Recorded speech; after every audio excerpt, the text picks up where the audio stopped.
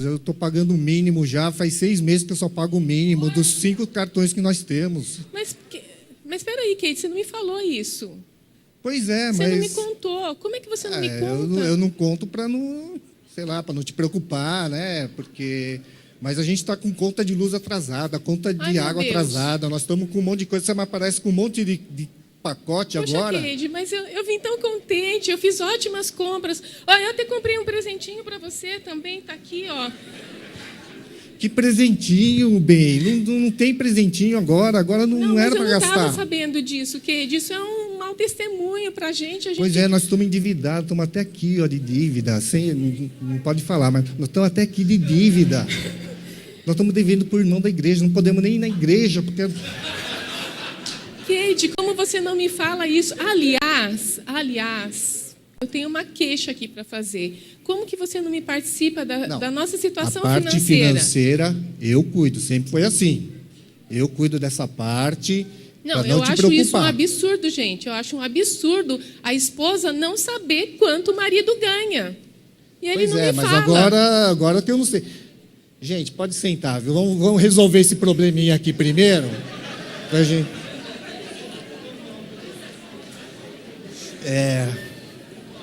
E agora? Eu não sei o que fazer mais. Agora a gente vai orar. Vamos orar. Eu acho que a gente precisa entrar em concordância. Vamos entrar num acordo. Primeira coisa, a gente tem que orar juntos. Alguma coisa a gente precisa fazer. E a gente precisa aplicar os princípios que a gente aprendeu. Porque eu fui certa que estava fazendo um ótimo negócio. Eu não sabia dessa situação. Você precisa me participar as coisas, Kate. Eu não sei o que fazer mais. A gente precisa fazer alguma coisa. Precisamos fazer alguma coisa, precisamos rever esses cursos aqui. Tá, então a gente vai fazer isso. Vamos aproveitar e rever agora esses princípios? A gente vai e aí a gente compartilha com eles também, porque eu acho que o que a gente está passando vai servir para muita gente aqui. Alguma coisa nós temos que fazer. Então vamos lá, né? Vamos trabalhar, né? Tá bom. Mas peraí, eu preciso te falar uma coisinha. Fala bem. O quê? Sabe aquele meu celular que estava dando problema? Que estava travando toda hora? Pois é. Eu vi uma promoção na internet, 10 vezes sem juros, bem. Aqui, ó. Aqui. Tá vendo? Depois ele fala que sou eu, gente. Pois é. Mas vamos então, vamos para a palavra. Amém? Bom, gente, termina o teatrinho, tá? É lógico que é um teatrinho, isso não acontece aqui na nossa igreja. Isso é para ilustrar aquilo que acontece lá fora, né? Para vocês saberem como é que funciona lá fora, né? Mas, logicamente, nós somos o povo de Deus, nós temos a graça, né? Então, nós não temos esse tipo de problema. Mas vamos ensinar, para vocês poderem falar para outros casais, né? O que fazer nessas horas, amém? Antes da gente começar, para quem não conhece, né? Eu sou o Keiji da Sandra. E eu sou a Sandra do Kate. Amém. Glória a Deus. Amém. E queremos agradecer, né, o convite do Ricardo, da Janaína, dos pastores, de podermos aqui compartilhar um pouco, né, daquilo que nós aprendemos na nossa própria vida, né? E nós vamos falar aqui sobre um assunto finanças, que é um assunto que não é muito comentado nos púlpitos, mas, porém, é um assunto muito importante. Vocês sabiam que o assunto finanças é o segundo assunto mais comentado da Bíblia? Só perde para o amor, né? Então tem mais de 2.350 versículos na Bíblia relacionados a finanças, né? E a gente começa a pensar, né? Por que se fala tanto em finanças na Bíblia e nos púlpitos não se falam tanto, né? Será que não era muito importante para Deus? Será que Deus colocou por acaso esses versículos, né? Então, eu creio que se é um assunto muito comentado na Bíblia, é porque Deus sabia que nós iríamos ter problemas nessa área, né? Então, nós estamos aqui para falar um pouco disso, né? Então, primeiro slide, nem meu, nem seu, é nosso, né? O dinheiro e casamento à maneira de Deus, né? Como que tudo começou? Segundo slide. Não é bom que o homem esteja só, far-lhe-ei uma adjutora, ou seja, auxiliadora, que lhe seja idônea. Quem começou tudo foi Deus, né? Eu vou fazer uma pergunta para vocês. Deus é bom? Deus faz as coisas todas perfeitas? Deus já fez alguma coisa que não fosse perfeita? Quem inventou o casamento? E se Deus fez, o casamento tem que ser? E se o seu casamento não está sendo bom, é culpa de Deus? Então a gente precisa fazer alguma coisa, não é? Porque se Deus fez o casamento, Ele fez para que fosse bom. E nós temos que viver isso no nosso casamento, porque o casamento é bom, segundo o plano que Ele fez, que Ele mesmo projetou. O arquiteto, quando vai fazer uma casa, né, ele planeja, detalhe por detalhe, onde vai ser o cômodo, onde vai ser as janelas, onde vai ser a entrada, etc. e tal. Fica tudo perfeito no projeto, correto? É essa a função do arquiteto, né? Deus planejou o nosso casamento dessa forma, para que fosse tudo perfeito. Mas na hora de nós construirmos a nossa casa, vem a serpente, né? Vem o diabo dar palpite na hora que você vai construir, né? Não, por que você não muda essa janela? Ah, aqui não ficou bom, vamos trocar essa porta, e você começa a construir a sua casa fora daquele plano que o arquiteto planejou, que demorou tanto tempo, tanto suor, tanto trabalho para o arquiteto fazer, e na hora de construir, você constrói, deixa aquele plano de lado e constrói do jeito que você quer, ou dos palpites de um, de outro e tal. Você acha que vai ficar bom? E depois, quando a casa tá montada, você vai ver que, puxa vida, isso não deu certo, aquilo não deu certo. Aí você vai botar a culpa no arquiteto? Você vai botar a culpa em Deus? Porque não deu certo? Então, é um tempo de a gente refletir, né? Se alguma coisa está errada, não é culpa de Deus, né? E quando a gente vê que está errado, quando a casa está toda torta, não está funcionando bem, o que a gente precisa fazer? Uma reforma, né? E essa reforma exige esforço, essa reforma exige trabalho, essa reforma vai incomodar, não é? Mas quando você faz a reforma e volta para o plano original, o que vai acontecer? Vai ficar tudo perfeito, né? Então esse assunto é um tópico, né, daquilo que a gente precisa fazer dentro do nosso casamento. Amém? Então vamos para o próximo. Assim, já não são mais duas pessoas, mas uma só, né? Na matemática de Deus, 1 mais 1 é igual a 1, né? Essa unidade é para cada aspecto da vida de um casal: físico, emocional, espiritual e financeiro, né? Então, nós vimos a ministração aqui de uma só carne, né? Já não existe mais o individualismo, né? Quando a gente entra para o casamento, né? Já não existe mais o eu. Você tem que tirar o eu, né? Apesar do eu é o beijinho, mas o eu é uma palavra que tem que ser tirada do nosso vocabulário. Não é mais eu, é nosso.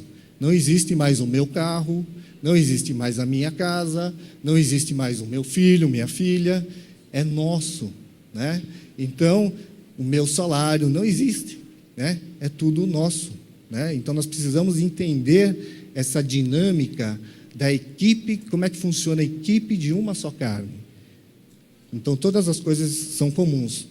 Os anos mais difíceis do casamento são aqueles que seguem a cerimônia de casamento, né? Isso alguém disse, né?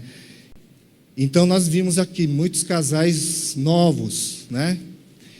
E a gente vê realmente que é difícil, porque você era solteiro, você vivia pensando só em você mesmo, não é verdade? Então, comprava as coisas que você queria, ia para os lugares que você queria, enfim, fazia tudo independentemente. Depois que você casa, você não tem certas coisas que não dá para você fazer mais, como você fazia quando era é solteiro. Então, por isso, essa dificuldade. Os primeiros anos do casamento é onde exige essa adaptação. E se você não tiver consciência disso, você vai ter problemas. Amém? Amém. Essa palestra nós fizemos baseada nesse livro aqui, ó, é Dinheiro e Casamento à Maneira de Deus. E o que o autor desse livro fala, o Howard Dayton, é que dinheiro é o motivo número 1 pelo qual os casais brigam. Vocês aqui já brigaram por questões financeiras? Quem aqui já discutiu, brigou, já teve um tempo quente em casa? Né? Então, agora, antes de nós darmos início, eu gostaria que vocês repetissem essas decisões uma vez para sempre, que vão aparecer aqui no telão. Vamos lá? Decidimos, uma vez para sempre, que estamos comprometidos em permanecer casados um com o outro durante toda a nossa vida. Determinamos, uma vez para sempre, a continuamente tentar ser uma bênção para o outro na forma de gastar dinheiro. É um compromisso que nós estamos fazendo. Não importa o que aconteça, porque na hora do abalo na questão financeira, muitos pensam em desistir. E nós não podemos fazer isso. Não é isso que Deus quer, não é esse o plano que Deus tem para nós. Maridos, a questão não é amo a minha esposa. A pergunta verdadeira é: minha esposa sabe que eu a amo? Os maridos, o papel mais importante do marido é amar sua esposa. Este amor deve ser caracterizado por servir e cuidar. Aqui a gente está falando de papéis, né? Então, no curso Casados para Sempre, tem uma aula específica sobre papéis. Muitos casais têm dificuldade ou têm problemas porque não sabem qual é o papel do marido e qual é o papel da esposa, o papel que Deus determinou, né? Porque todo mundo entra no casamento achando que o papel do marido é ser o provedor, e acabou, né? O resto, a esposa, né, que arque com as coisas. Mas existe muito mais coisas envolvidas. A gente tem que ver que é uma só carne, né? Então, existem coisas que eu tenho que fazer e tem os papéis dela. A gente precisa ter isso bem claro, né? Outro slide. Uma coisa que o Keide esqueceu de falar é que não adianta vir com aquela piadinha, viu, maridos? Que eu falei no dia do casamento, há 15 anos atrás, que eu amava a minha esposa. E se eu mudar de ideia, eu falo. Tá? A mulher, as pesquisas mostram que a mulher precisa sempre ser lembrada que o marido a ama. É importante para nós, não é? Amém. Bom, agora, qual que é o papel da esposa? Fechou aqui. O papel da esposa é ajudar o seu marido. Deus mesmo falou que ele ia fazer uma adjutora, que lhe fosse idônea. Ela deve auxiliá-lo, encorajá-lo e respeitá-lo. O segundo papel da esposa é submeter-se à liderança de seu marido. Quando nós vamos lá para Provérbios 31, que fala da esposa exemplar, feliz quem a encontrar. O que essa esposa faz? A mulher de Provérbios 31, que tem que ser a gente, né? Nós temos que ser essa mulher da esposa, a esposa fiel, exemplar de Provérbios 31. Ela vai, ela negocia, ela avalia um campo, ela fornece a comida, ela faz as roupas, ela faz tudo. Ela é uma mulher muito dinâmica. E isso, ela não está de modo algum se colocando numa posição superior ao marido. Como que a gente entende isso? Porque lá no final do capítulo, ele fala que o marido dessa mulher, ele é honrado pelos anciãos da cidade. E se ela fosse uma mulher insubmissa, que ela tomasse a frente e decidisse fazer as coisas por conta própria, o marido seria envergonhado, principalmente para a cultura do povo de Israel. Então, a gente vê que a mulher ela está desempenhando o papel ali de ajudar o seu marido verdadeiramente. Então, vamos abordar aqui alguns princípios, né, sobre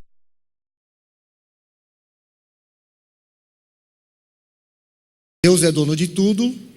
Segundo, o dinheiro é neutro. Terceiro, somos mordomos. Quarto, Deus versus Mamon. E quinto, dívida é escravidão. Vamos abordar esses 5 pontos agora, né?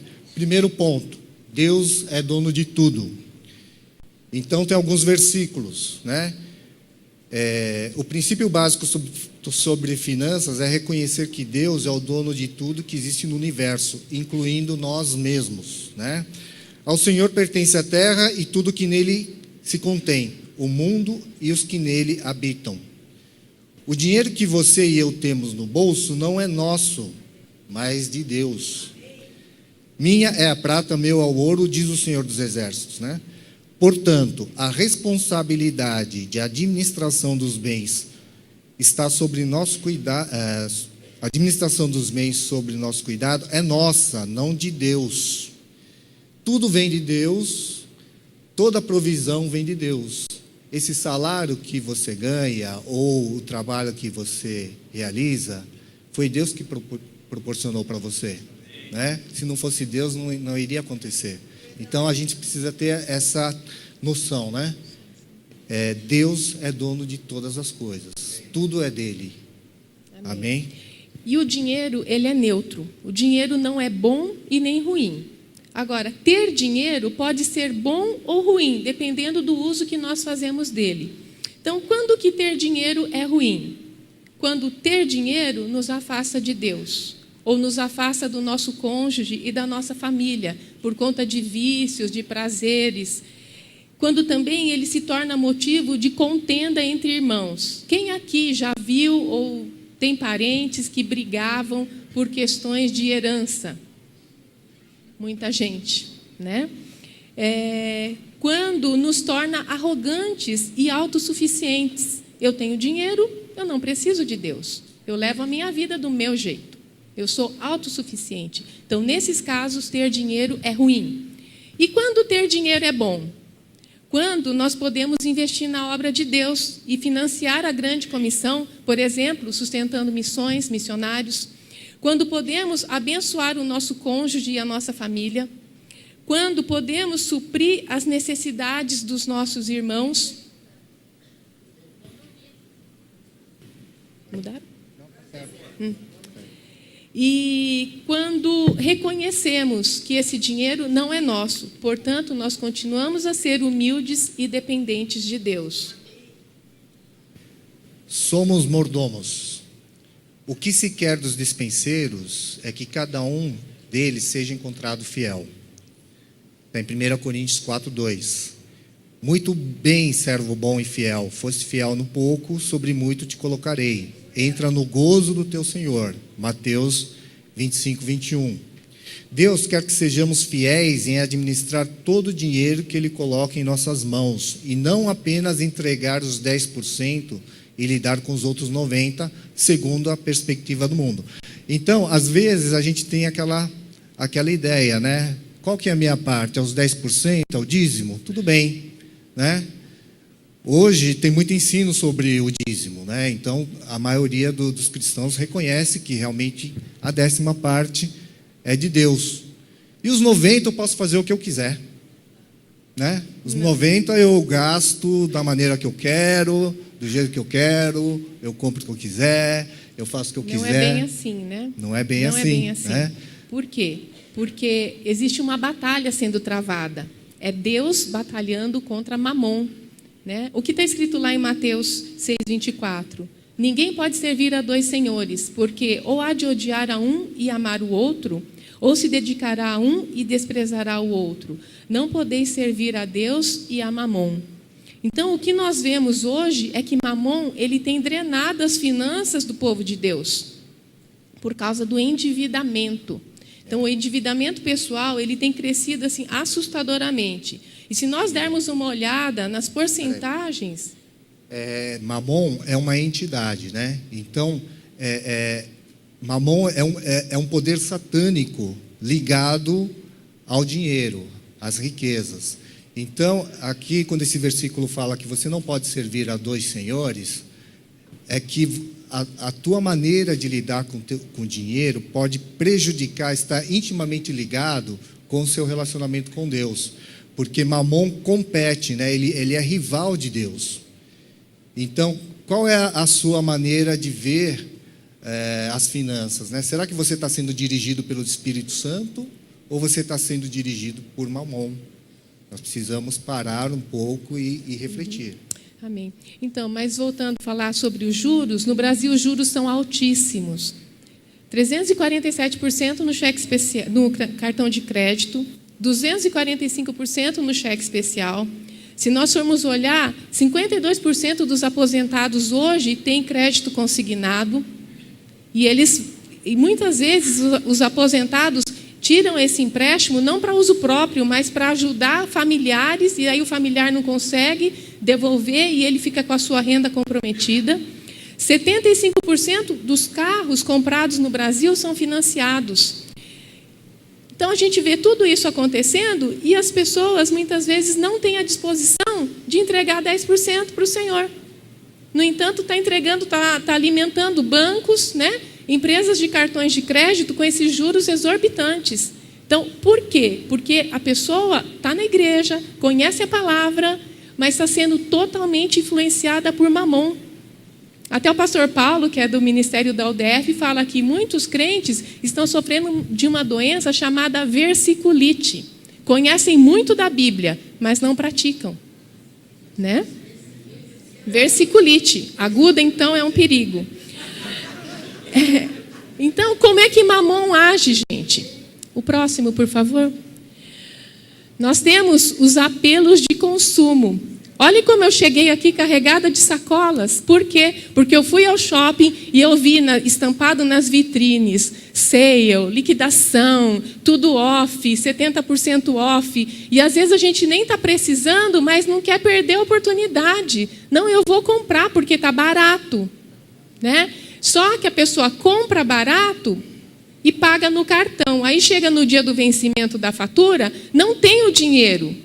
Aí acaba tendo que pagar o mínimo. E aí vai incidir juros. Aquilo que ela teve de desconto, ela já perdeu nos juros do cartão. Por isso que é preciso ter sabedoria para gastar. Ou então, outro apelo de consumo, que a gente sempre vê nas propagandas, parcelas que cabem no seu bolso. Eu não posso pagar R$ 1.500, mas eu posso pagar R$ 150 em 10 vezes. Só que daí o marido comprou o celular lá de, sei lá, quanto você pagou o seu celular? Ah, não sei. Acho que ele pagou acho que eram uns 3.999 o celular em 10 vezes. Acho que são 399, somado ao meu 150. E assim a pessoa vai perdendo o controle. E quando vai ver, virou uma bola de neve. E quem é que está influenciando? Mamon. Então, existe uma técnica de marketing, eu não sou marqueteiro nem nada, mas isso eu vi numa palestra, que eles usam o seguinte, né? Primeiro, ele quer chamar a tua atenção. Então, coloca essas faixas na rua, tal, né? Depois que chamou a tua atenção, vai gerar dentro de você um interesse. Poxa, eu vi um negócio ali, me interessei, né? Atenção, interesse, depois vai gerar dentro de você o desejo, né? Poxa, me interessei, agora estou com vontade de ter aquela coisa ali, né? Depois que gerou o desejo, vem a ação. Então, as iniciais, AIDA, atenção, interesse, desejo e ação. É a mesma tática que o inimigo usa para você pecar. Né? Se você for Foi assim que ele analisar. fez com Eva, né? Quando ele mostrou o fruto, ele despertou, né, a atenção, o interesse, o desejo, e ela foi e comeu do fruto. Então, quando você conhece a estratégia do inimigo, você fica mais esperto, né? Fica mais fácil de você reconhecer, né? Então, tome cuidado com essas ofertas, viu? Os publicitários, eles fazem isso, eles geram na pessoa insatisfação. A pessoa, ela não está contente. Quando ela vê outras coisas que ela não tem, ela acha que ela só vai ser feliz quando ela tiver aquela coisa. Isso é um trabalho assim, meio subliminar que os publicitários usam para quê? Para que a gente gaste. E os cartões de crédito, sabe? Por que às vezes a gente recebe cartão de crédito que a gente nem pediu? Por quê? Porque as empresas de cartão de crédito, elas ganham muito dinheiro com juros quando a pessoa se enrola.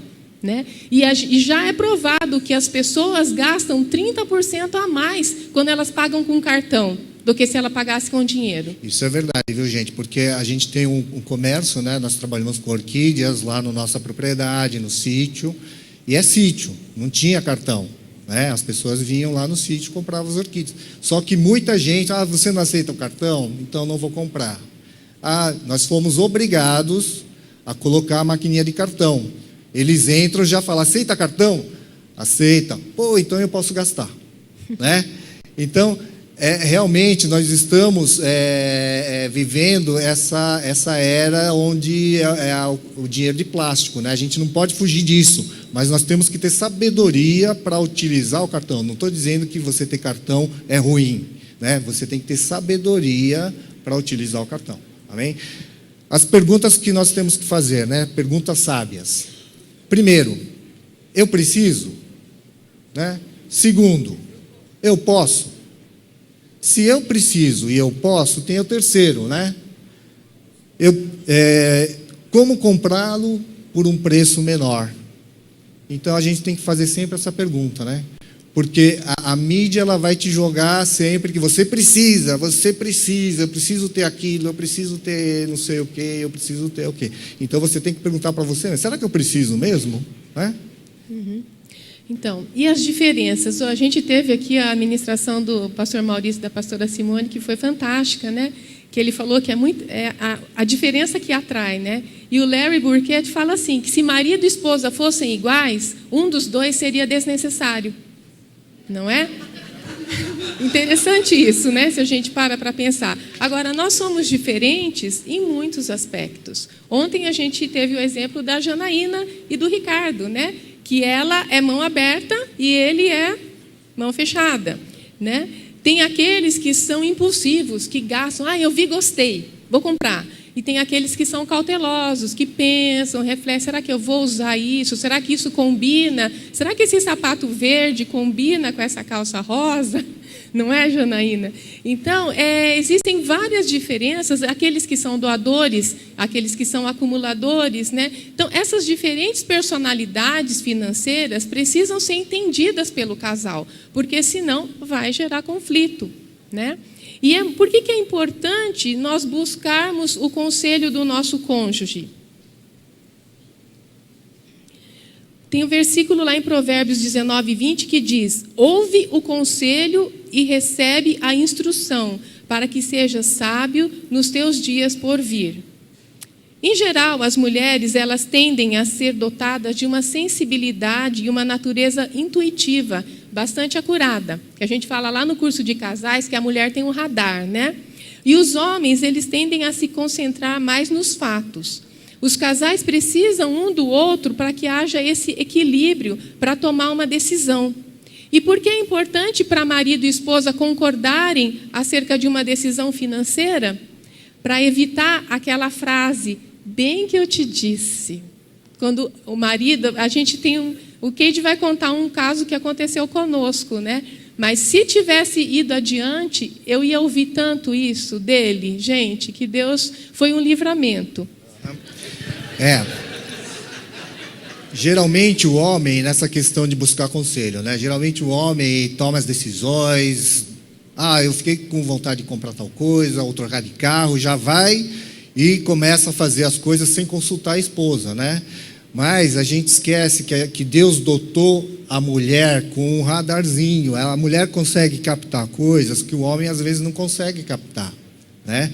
Então quando a mulher chega, quando você compartilha com a sua esposa, olha, eu estou pensando em fazer tal coisa, aí a mulher fala, não faça, não é o momento. Isso não está me cheirando bem. Já aconteceu isso com vocês? Fique esperto então, maridos. Se a mulher fica com essa intuição, é porque realmente ela captou algo. E você tem que estar atento a isso, né, que o Espírito está falando. Então, o episódio que ela está se referindo foi na compra de um carro. Isso há muito tempo atrás, porque a gente queira trocar o carro e tal, nós fomos numa agência, né? E aí o vendedor já entrou e foi mostrando o carro, e ela já se empolgou logo de cara. Já se empolgou, gostei do carro e tal. Eu só na defensiva, né? E ela, eu vi que o vendedor viu que ela estava mais interessada, então o vendedor nem olhava para minha cara, só conversava com ela. E tal, e eu só ali, de lado, tal. Não, vou fechar, gostei e tal, vai dar e tal. Nem eu falando para ele, vamos, Kade, vamos comprar, vai dar, porque a gente tem aqueles recebimentos lá e tal, vai dar. Vai dar certo. Aí tudo bem, eu deixei a coisa, nem tinha recebido os ensinamentos, eu deixei a coisa rolar. Entrei no carro, fomos embora. Bom, você resolveu tudo sozinha, você negociou com ele sozinho, e a responsabilidade desse carro, do pagamento desse carro, é sua. Gente, foi um peso tão grande que eu senti. E eu fui para casa, a gente morava em São Paulo na época, cheguei no apartamento, eu liguei para o meu pai, contei para o meu pai também já não achou boa ideia. Por quê? Foi numa época, vocês lembram aquela fase que o dólar estava 1 para 1? E as prestações, as parcelas do financiamento eram o valor mais a variação cambial. E na época não tinha variação cambial, então ia ser ótimo. Só que logo depois o dólar subiu. Então ia sair muito caro, a gente não ia ter condições de pagar. Mas graças a Deus que eu ouvi o conselho dele, eu liguei lá na concessionária e desfiz o negócio. Porque senão eu ia ter que me responsabilizar por algo que foi uma atitude que eu tomei sozinha, sem escutar o conselho dele, sem entrar em acordo com ele. Exatamente, a palavra acordo, né? Acordo é outro assunto muito importante, é um motivo de grande separação entre os casais. Os casais não sabem fazer acordo, ou fazem acordo de qualquer jeito, mas tem uma lição específica no curso Casados para Sempre que só fala sobre acordo. Existe a maneira de Deus de fazer o acordo, né? Não é o que eu acho, não é do meu jeito, não é nem do jeito dela, mas é do jeito de Deus. E a gente precisa aprender a buscar qual é a vontade de Deus em tudo que a gente faz, né? E para isso nós precisamos orar. É outra aula do Casados para Sempre, orar juntos. Se você não ora junto com a sua esposa, você não vai saber qual é a perfeita vontade de Deus, que é boa e agradável, né? Então é outro item muito importante, onde a gente precisa aprender. Até eu lembrei de uma propaganda recente agora da Honda, não sei se vocês viram. O casal chega com um monte de conta na mesa, aí o marido ali, puxa vida, essas contas aqui e tal, não aguento mais pagar a manutenção do carro, não aguento mais, eu vou comprar uma moto, já decidi, eu vou comprar uma moto porque eu já não aguento mais pagar a conta. Era propaganda da Honda, né? Aí a esposa lá, tá bom, vai, pode comprar a moto, pode ser amanhã? Aí depois que a esposa vai embora, ele é assim, né? Na verdade, ele estava louco para comprar a moto, mas ele usou um artifício, né, das contas que estavam ruins para poder fazer a compra. Então, isso é uma tática de você fazer acordo, sabia? Eu achei engraçada essa propaganda, porque a tática da emoção, né, razão versus emoção, né? Então, a pessoa usa a emoção, né, e a razão junto para poder convencer o cônjuge, né? Eu sei que lá fora muita gente faz isso também, né? Mas só que, será que é da vontade de Deus, né? Você fazer essa compra, né? Então tudo isso a gente precisa pensar. Amém. Bom, então nós somos uma equipe. Seja o que for que tivermos de enfrentar, enfrentaremos e venceremos juntos. Agora, se nós formos olhar as pesquisas do IBGE no Brasil, 65% da população está altamente endividada. E agora eu acho que até com essa crise é até maior essa porcentagem, né? Isso implica no universo de mais de 100 milhões de pessoas. E 85,3% gastam mais do que ganham. E somente 14,67% conseguem chegar ao fim do mês com algum dinheiro. Então, o próximo tem uma tabelinha. Toda a primeira faixa aqui, compreendida pelas duas faixas laranjas, começa do salário menor até um salário intermediário. Mesmo aqueles que ganham relativamente bem estão endividados. Somente 14,6% conseguem chegar ao fim do mês com algum dinheiro. Então, em qual percentual vocês se encontram? Nos 85% ou nos 14%? Porque 85% é uma uma fatia grande da população. Aqui dentro desses 85% está inserida a Igreja de Jesus, altamente endividada. Por quê? Porque está sob a influência de Mamon, né? Próximo. Então, agora nós vamos falar sobre dívidas, né? Então, pode passar. Antes que as dívidas nos separem, né? Número 5, dívida é escravidão. Em Romanos 13:8 fala: a ninguém fiqueis devendo coisa alguma, ou não deixe nenhuma dívida pendente. Em Provérbios 22:7 fala: o que toma emprestado é servo do que empresta. A Bíblia não fala que ter dívida é pecado, né? Não é pecado você ter dívida, mas ela aconselha altamente a você não entrar na dívida, né? Então nós precisamos fazer o máximo para evitar a dívida, né? Porque a dívida é uma escravidão. A dívida é uma das maiores causas de tensão e conflito financeiro no casamento, né? Então, para você ver como o assunto é importante, né? Uma das maiores causas de separação e divórcio são as dívidas, porque a pessoa com problemas financeiros, isso vai refletir em todo o emocional da pessoa, e a pessoa não vai conseguir lidar com os problemas familiares, com os problemas profissionais, enfim, é terrível, né? Uhum. E aqui tem um exemplo, né? A pessoa recebe o pagamento no dia 5.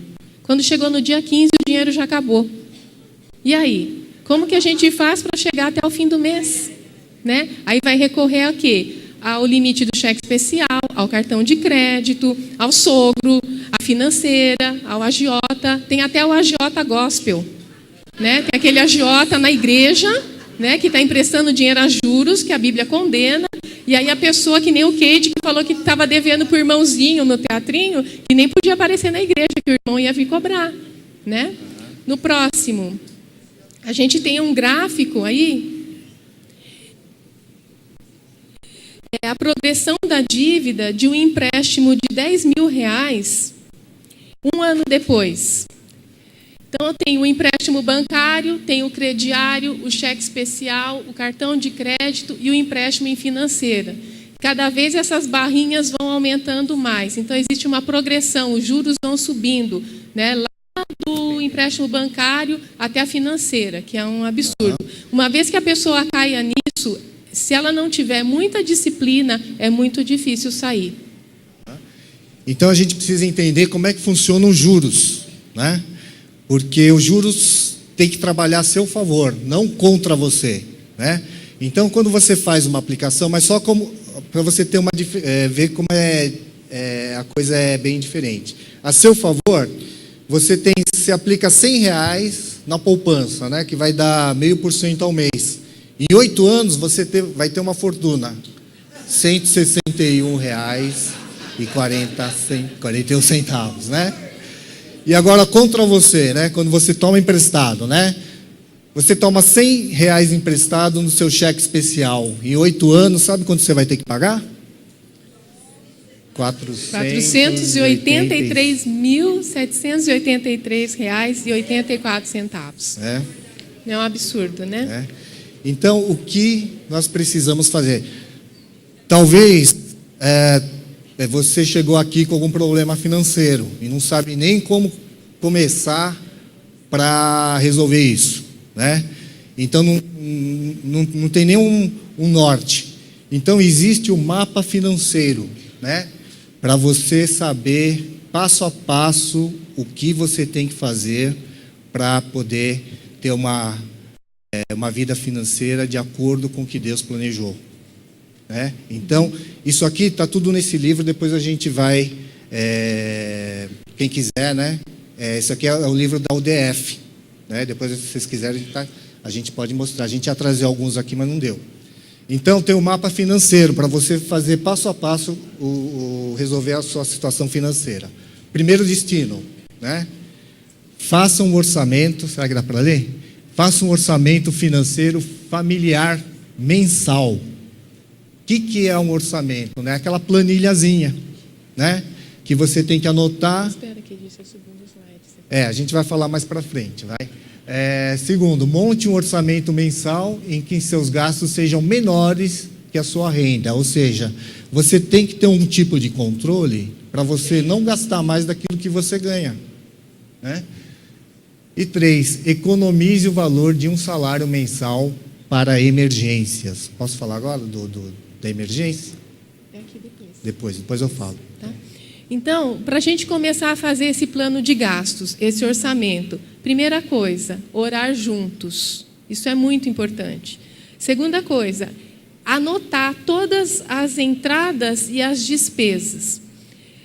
Terceira coisa, listar as dívidas. 4, estabelecer prioridades. E 5, comemorar o progresso que o Senhor os capacitou a fazer. Então, vamos lá para a planilha do plano de gastos, o próximo. Então, nós temos aqui desse lado a parte da renda. Então, na renda, o que nós vamos anotar? O salário do marido, o salário da esposa, outras entradas que porventura hajam, por exemplo, a pessoa recebe um aluguel ou tem algum investimento que tem um rendimento dele. Então, soma todas as entradas. Volta na planilha, por favor. Soma todas as entradas e aí já subtrai dízimos e ofertas. Por quê? Se você deixar para tirar o dízimo depois, vai acabar. Então, já tira o dízimo e a oferta, e aí o que você tem é uma renda líquida gastável. É o dinheiro que você tem na mão para usar para as suas necessidades, que vão estar aqui do lado esquerdo, que são as despesas. Aqui, o primeiro item aí está marcado poupança. Quem aqui tira dinheiro para guardar na poupança do salário? Pouca gente, né? Por que tem que ser o primeiro? Porque a gente precisa, o que a gente vai falar, ter uma renda para alguma emergência. Aí, depois disso, a gente vai começar a colocar, listar todas as despesas, com alimentação, com moradia, com transporte, com saúde, educação, vestuário, lazer. E aí, no final de tudo, a gente vai ter que fazer uma continha muito simples. Renda menos despesa. E não pode dar um número negativo aí, porque senão você está no vermelho. E aí, cada vez vai virando uma bola de neve. Uma coisa que é importante aqui é que, tanto para o marido como para a esposa, é importante a gente prever nessas despesas uma verbinha, uma reservinha, para a gente poder gastar com as coisas que a gente gosta, com um hobby. Às vezes a mulher quer comprar alguma coisinha e vai comprar escondido do marido, não vai ser totalmente transparente com o marido. Eu comprei, mas não posso falar que eu comprei, porque senão vou levar bronca. Então, se eu já tiver uma reservinha, e ele também, se eu não quiser gastar nesse mês, eu guardo, no mês seguinte eu ajunto com a do mês seguinte e compro uma coisa de valor maior. Mas é importante isso, porque evita muitas discussões. E também evita essa falta de transparência no casamento, que não é da vontade de Deus. Alô. Então, eu queria ressaltar na planilha. Volta a planilha. Está vendo? O primeiro item lá é poupança, né? Não foi por acaso que está o primeiro item lá, poupança, né? Então, a poupança, a reserva é muito importante. Então, a causa da maioria das pessoas entrarem em dívidas é porque não tem reserva. A gente precisa ter uma reserva, né? Por quê? Porque você não sabe o que vai acontecer amanhã. Amanhã pode acontecer várias coisas. Você pode ficar doente, alguém da família pode ficar doente, você pode, enfim, perder o emprego. Pode acontecer 1001 coisas que você não sabe. Então você precisa ter uma reserva, né? Essa coisa, tanto a parte pessoal como quem tem empresa aqui sabe muito bem isso. Se você não tiver uma reserva, um capital de giro, a sua empresa não vai, né? Você precisa ter uma reserva. Aí veio um exemplo, né? A maioria aqui tem carro, não é? Imagina você fazer uma viagem, agora eu vou planejar, vou fazer uma viagem até bem longe, e você está sem o step do carro. Você iria para essa viagem sem um step, sabendo que você está sem o step no carro? Ou se você for, você vai tranquilo? Não é? Por quê? Por que existe step no carro? Né? Para uma emergência. Vai que, né? Vai que no meio do caminho acontece alguma coisa. Aí você vai usar o seu step. Você usa o step no seu dia a dia. Hoje eu fiquei com vontade de usar o step. Hoje eu vou usar o step. Então tá. Você faz isso com o teu carro? Então é a reserva. Como é que você tem as suas finanças? Como é que você vai estar tranquilo se você não tem uma reserva? Você não sabe o que vai acontecer amanhã. É a mesma coisa do seu carro. Lembre disso, né? Eu não vou sair do meu carro sem o step, né? Então eu preciso ter uma reserva. De quanto que é essa reserva? Aqui eles orientam a você tentar pelo menos guardar 1 mês de salário nessa primeira fase, né? Nessa primeira fase. Não é fácil, mas você vai pouco a pouco, tem que começar. Se a gente nunca começar, nunca vai ter essa reserva, né? A segunda coisa que é necessário fazer é listar as dívidas. Tem gente que fala assim, eu nem sei quanto eu estou devendo. Eu nem sei para quem que eu estou devendo, né? Então, a gente precisa fazer a lista das dívidas. Dívidas de cartão de crédito, de financiamento, de hipoteca da casa, de empréstimo, dívida que a gente tem com o irmão, com algum familiar, né? Lista todas as dívidas, coloca o valor, coloca os juros e começa a tentar pagar pelas menores. Então, a gente vai pagando e, pouco a pouco, a gente vai se livrando das dívidas. Acabou de pagar aquela parcela que era usada para pagar aquela dívida, você ajunta para pagar a segunda, depois você ajunta para pagar a terceira. E assim, pouco a pouco, você vai ficando livre das dívidas, né? Já consegue dormir melhor, não vai ter tanto estresse, não vai discutir tanto com a família, né? Bom, vamos lá. Não se dividem, né? Tomar emprestado era uma das maldições que Deus usava para castigar o seu povo, conforme Deuteronômio 28, de 43 a 45, que fala assim, o estrangeiro que está no meio de ti se elevará cada vez mais sobre ti, e tu cada vez mais descerás. Ele emprestará a ti, porém tu não emprestarás a ele. Ele será a cabeça e tu serás a cauda. Todas essas maldições virão sobre ti e te perseguirão e te alcançarão, até que sejas destruído por não haveres dado ouvido à voz do Senhor, teu Deus, para guardar os teus mandamentos e os seus estatutos que te ordenou. Então, na Bíblia, fala que o endividamento é uma maldição, né? Então, nós precisamos fazer de tudo para sair das dívidas, né? Os empréstimos nunca foram considerados bênçãos. Os endividados sempre foram considerados pessoas em dificuldades. Lá em 1 Samuel 22, 2 diz, também juntaram-se a ele os que estavam em dificuldades, os endividados e os descontentes, né? Então, a dívida é uma maldição e a gente precisa se livrar dela, né? Então, quais são as causas de inadimplência, né? O Keide já falou, né? Quando ele estava falando da importância de ter uma reserva. Primeiro lugar aqui é o desemprego. Desemprego e descontrole financeiro. Alguém aqui já viu uma pessoa comprar compulsivamente e mesmo não tendo dinheiro? A pessoa se enrola. Por quê? Porque ela precisa suprir uma necessidade. Às vezes é uma baixa autoestima, às vezes é um problema de depressão. A gente não sabe, mas o descontrole acaba fazendo com que a pessoa fique endividada, né? Outras coisas, diminuição da renda, despesas extras inesperadas, o empréstimo do nome a terceiros. Você empresta o seu nome, você empresta um cheque, a pessoa não paga e você, sem querer, ficou endividado, né? Qual é a origem das dívidas? O próximo gráfico. Esse primeiro quarto aí em azul representa as dívidas com móveis, eletrônicos e eletrodomésticos. O povo está endividado e as Casas Bahia e essas lojas de eletroeletrônicos faturando, né?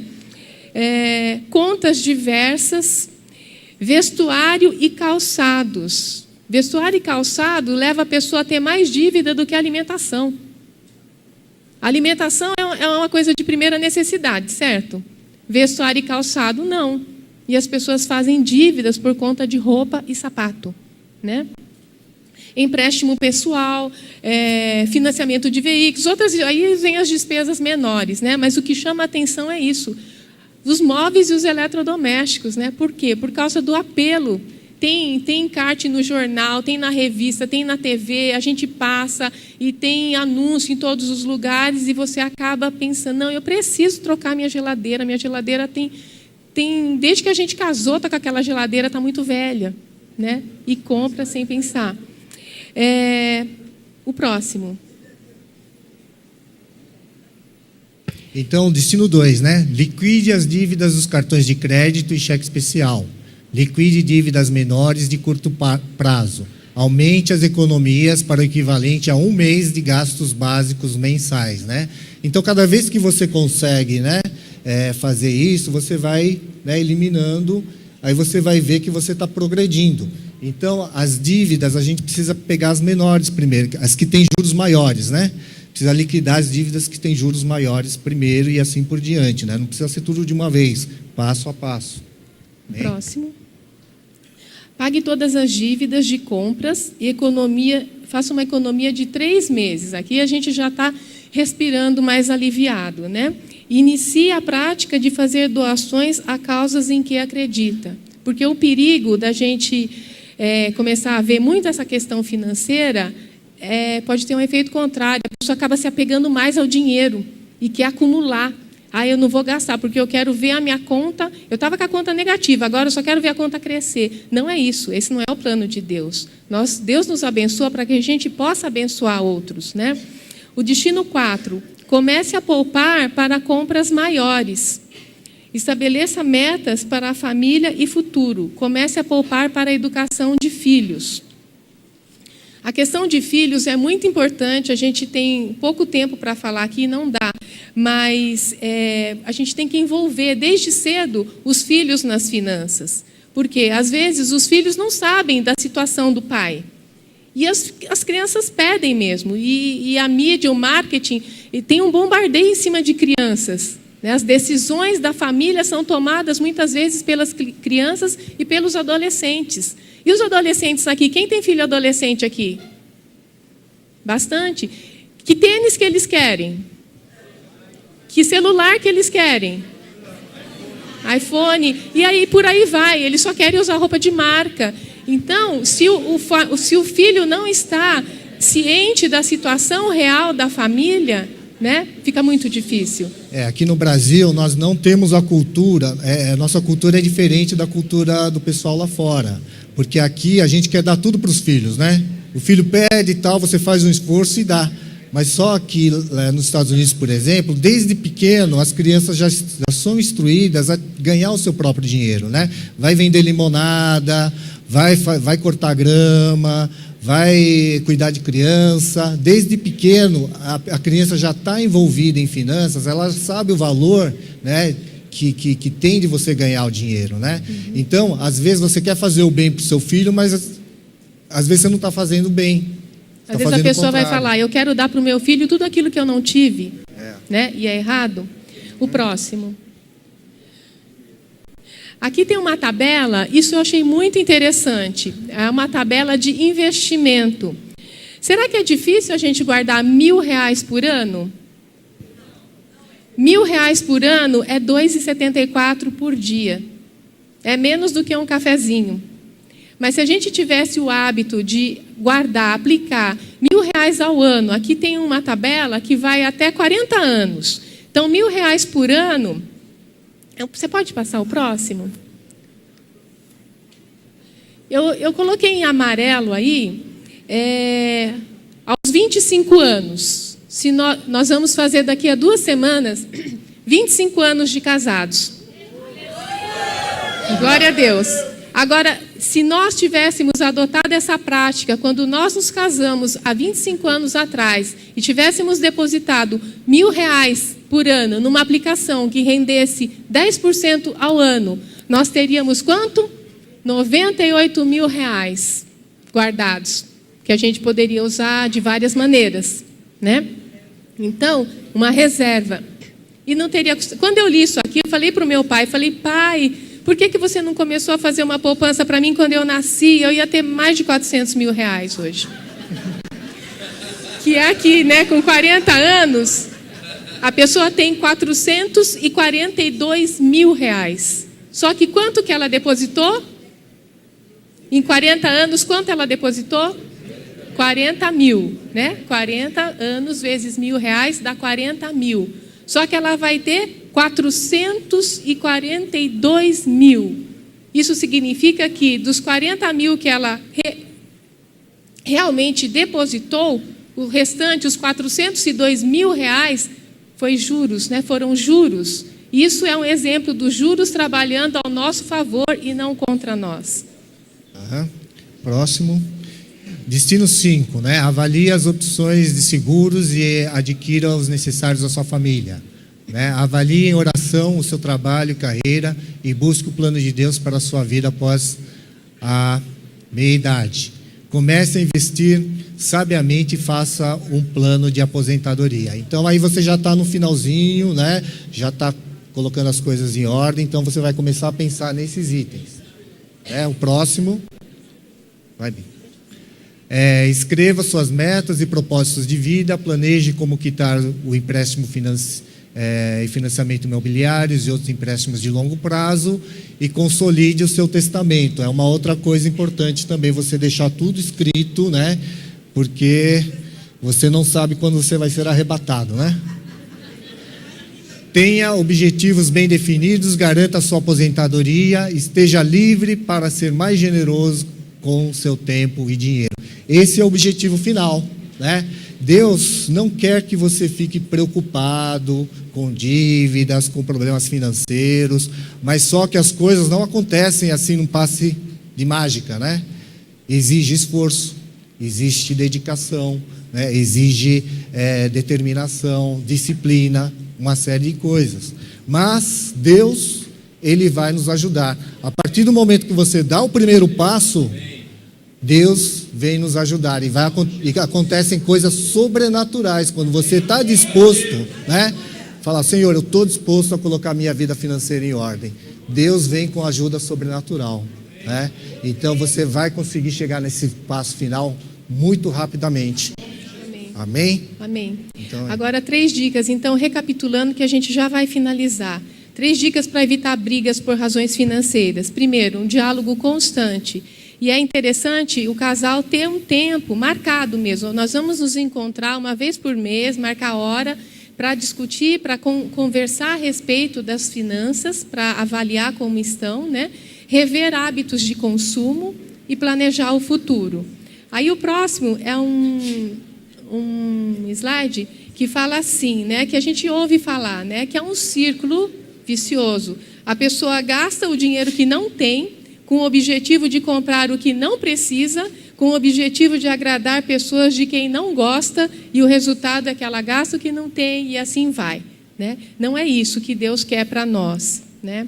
E vamos pensar um pouquinho na parábola dos talentos. O dinheiro que você ganha é o seu talento, né? E Deus quer que você use o próximo. Tudo pertence a Deus, né?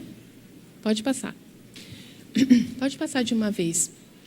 Então, você coloca os seus talentos a serviço de Deus ou você gasta o seu talento com coisas que não edificam? Você já pensou o que responder ao Senhor em relação ao seu dinheiro? O Senhor deveria lhe dar o dobro, como Ele fez na parábola dos talentos, ou deveria tirar o que Ele já deu? Né? Quando Jesus fala assim, foste fiel no pouco, sobre o muito te colocarei, entra no gozo do teu Senhor. Né?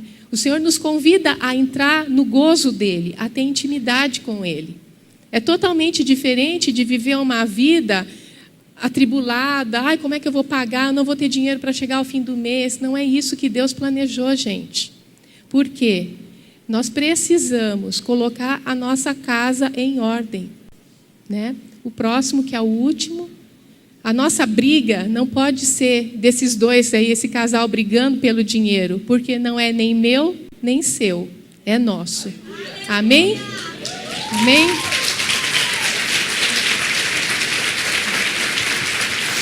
Vamos ficar de pé, né? Nós vamos ficar em pé aqui e vamos pensar agora, dê a mão para o seu cônjuge e reflita como está a vida financeira de vocês. Deus, Ele tem prazer em nos abençoar, mas Ele quer que nós sejamos responsáveis. Então vamos orar agora. Se vocês estão passando algum tipo de necessidade, se vocês estão em dívida, se vocês não estão conseguindo organizar suas finanças, vamos orar agora, porque Deus, Ele tem prazer. É gostoso a gente poder comprar as coisas que gosta, é gostoso a gente receber presentes, né? Poder fazer aquela tão sonhada viagem e ter uma vida equilibrada, sem cobrança, sem dívidas, né? Sem discussões, sem desarmonia e sem ter que esconder nada do nosso cônjuge. Só que o nosso maior presente é saber que Deus, Ele provê cada uma das nossas necessidades, das necessidades da nossa família. Deus, desde que você dependa dEle, dependa de Deus, creia e não saia por aí tomando decisões precipitadas, fazendo gastos desnecessários e irresponsáveis. Busquem a direção de Deus para cada passo e saibam que Ele os respaldará se estiverem em linha com a sua boa, perfeita e agradável vontade. Nós vimos aqui que as questões financeiras são a causa número 1 de briga entre os casais. Não deixem isso acontecer na sua casa. Lembre-se que não é meu e nem seu, é nosso. A decisão é em conjunta. Vamos orar agora?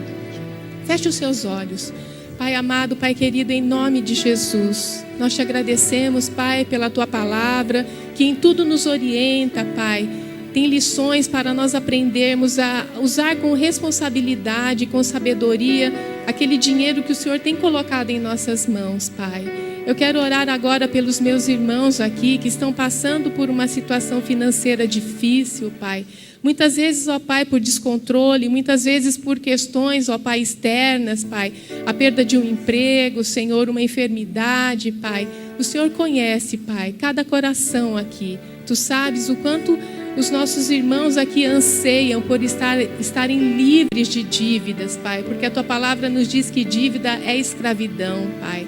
Eu peço, Senhor, que venha sobre eles a sabedoria do alto, Pai. A direção do Teu Espírito, Senhor. Que cada um saia daqui, Pai, disposto a rever, Senhor, os valores, Senhor. A não deixar, Senhor, ser influenciados por Mamon, Senhor.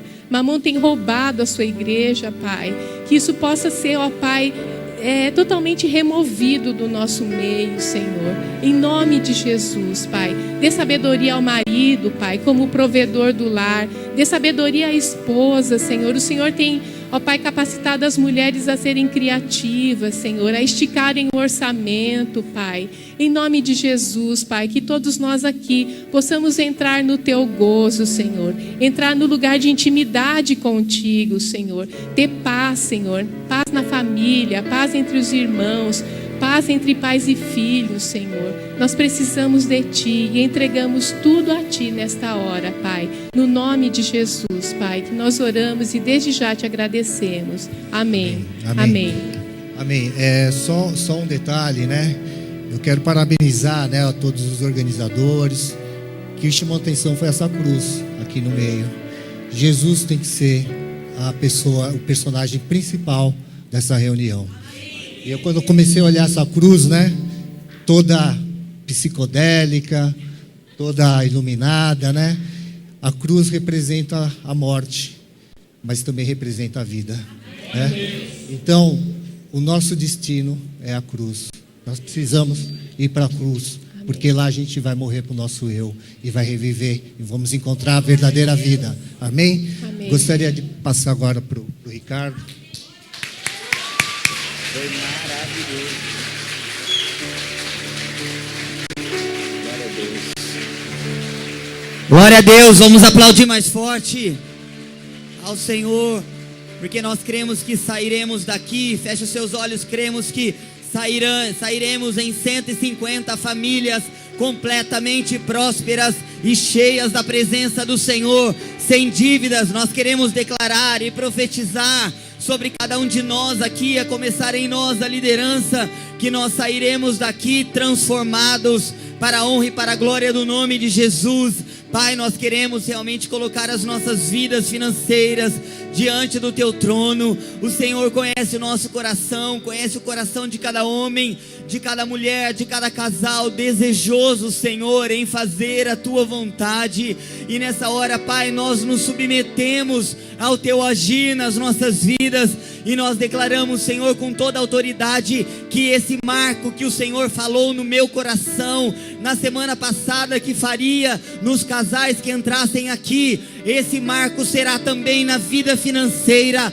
A partir de hoje, Senhor, estabelece o Teu marco nas nossas vidas, e nós declaramos que sairemos daqui como casais, não que se endividam nos cheques especiais, nos cartões de crédito, mas casais que são prósperos, que dizimam, que ofertam, famílias bem-sucedidas, que teremos para nós e teremos para abençoar, para ofertar em outras famílias, em outros casais, para a Tua honra e para a Tua glória, Senhor. É isso que nós declaramos. Não seremos mais conhecidos como homens e mulheres consumistas, mas seremos conhecidos como homens e mulheres segundo o Teu coração, Senhor, que se agradam em fazer a Tua vontade. Mas para isso nós queremos nos esvaziar nessa manhã, nos esvaziar daquilo que nos prende.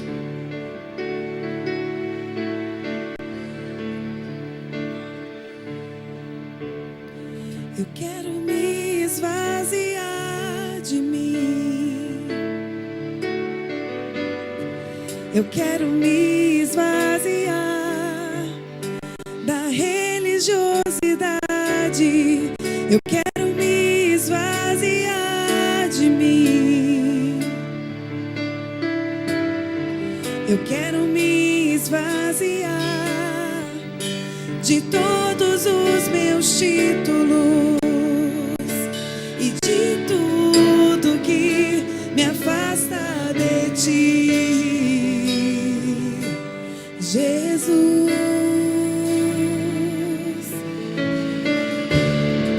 Eu quero me esvaziar de mim. Nos esvaziamos nessa manhã, Senhor. Eu quero me esvaziar. Tira de nós o desejo pelas coisas desse mundo. Tira de nós o desejo pela moda. Tira de nós, Senhor, os nossos olhos consumistas. Eu quero me marca o nosso coração nesse congresso, Senhor, da prisão do como um divisor de águas.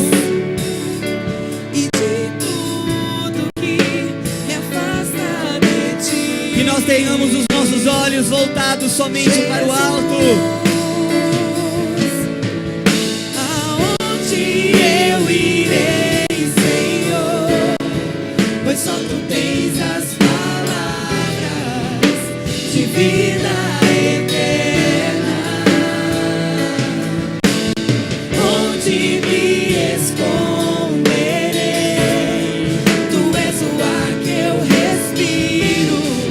O Espírito está estabelecendo um marco. Sua vida financeira nunca mais será a mesma, nem a minha. Livres, libertos das dívidas. Levante suas mãos ao Senhor nessa manhã. Atrai meu coração. Quebra as cadeias que nos prendem.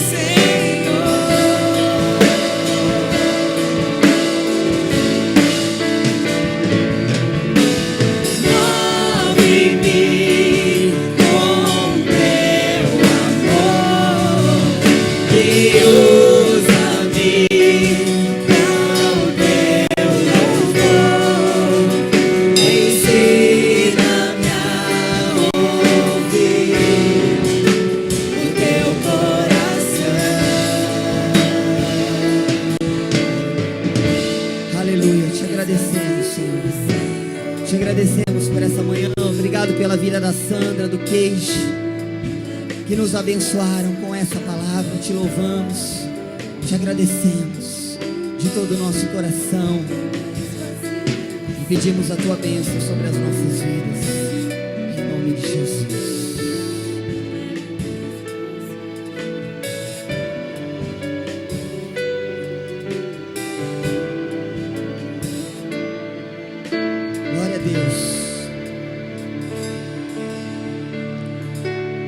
Eu declaro e profetizo a começar em nós. Não estamos aqui brincando de ser cristãos, mas a partir de hoje, 4 e 5 de setembro, eu declaro e profetizo que a nossa vida financeira, ela nunca mais será a mesma. Nunca mais. Vira para o seu esposo, para a sua esposa e fala: nunca mais. Em nome de Jesus. Queridos, nós agora são 12h25, horário programado para encerramento às 12h30. Nós voltaremos às 14 horas pontualmente. Por favor, não atrasem. Pontualmente às 14. Não vamos atrasar, ok? Temos 1h30 de almoço para a gente poder desfrutar. Uma coisa: lugares, nós não vamos pedir que fique reservado aqui os lugares agora. Nós estamos com um congresso grande. Aprendemos isso em outros congressos, porque de manhã teve pessoas que chegaram aqui 8h30 para pegar um lugar bom na frente, mas os lugares já estavam todos marcados e a pessoa que chegou cedo teve que sentar lá atrás. Os únicos lugares que estão marcados são as 2 primeiras fileiras para os pastores. O restante não vai deixar marcado, ok? Foi uma direção do Senhor para que todo mundo fique bem. Então, se você quer sentar bem na frente, tem que chegar um pouquinho antes. Chega 15 para as 2, 10 para as 2. Mas é assim que funciona, em congressos é assim, ok? Então nós temos aí o aviso do Subway, não esqueçam, aqui perto tem o Subway. Eles estão dando desconto, um lanche bom, rápido, gostoso, barato. E tem também o Caítos, que nós já falamos ontem. Onde é o Caítos? É no centro. Vai ter panfleto ali fora distribuindo. Aqui, ó. Rua Barreto Leme. Então, e prestem atenção só numa coisa. Silêncio, só um minutinho. Essa camisa que nós estamos usando, você sabia que ela é profética? Nós fizemos ela preta para o encontro do ano passado. E eu e a Jana, quando a gente vai no shopping, às vezes a gente vai com ela. E a gente para o shopping ali. Todo mundo fica olhando e comentando. Porque é difícil ver um casal, porque olham e vai falar assim: esse casal é apaixonado, hein? Usando uma camisa dessa. Então, quando vocês saírem agora para o almoço, saiam exibindo mesmo assim. Por quê? Porque o mundo vai ver que o casamento veio de Deus. E vai olhar para nós e vai ver: é possível ser tão apaixonado como eles. Eu quero ser assim. Ok? Então, Deus abençoe. 14 horas estamos de volta em nome de Jesus.